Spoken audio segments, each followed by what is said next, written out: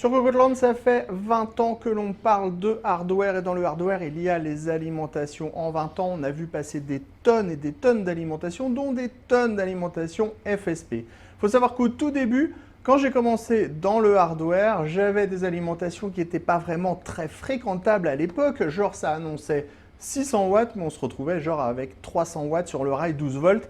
Et dès qu'on mettait une carte graphique un peu grosse, les alimentations coupaient. Ma première vraie alimentation que j'ai achetée pour mon premier vrai PC était une alimentation FSP. À l'époque, ça s'appelait Fortron, c'était même la Fortron Blue. Et c'était une des toutes premières alimentations qui était annoncée pour 350 watts avec 350 watts sur le 12 volts. Et surtout, un ventilateur de 120 mm, puisque avant, rappelez-vous, les alimentations, on avait des petits ventilateurs de 80 mm à l'arrière qui hurlaient la mort.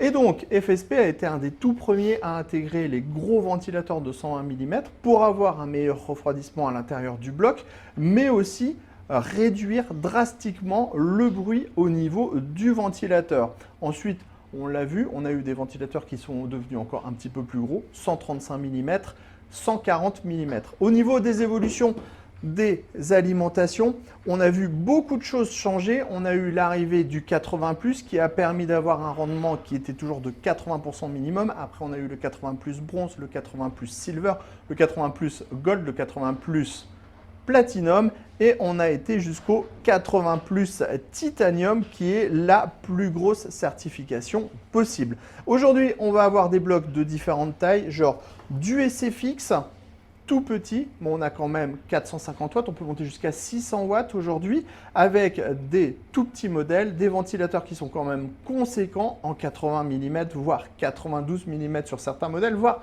SFX large avec du 120 mm. Les câbles modulaires sont aussi de rigueur. On a aussi des blocs qui sont ultra méga surpuissants comme le Hydro PTM. On est sur une certification 80+ Platinum, donc presque la plus grosse des certifications.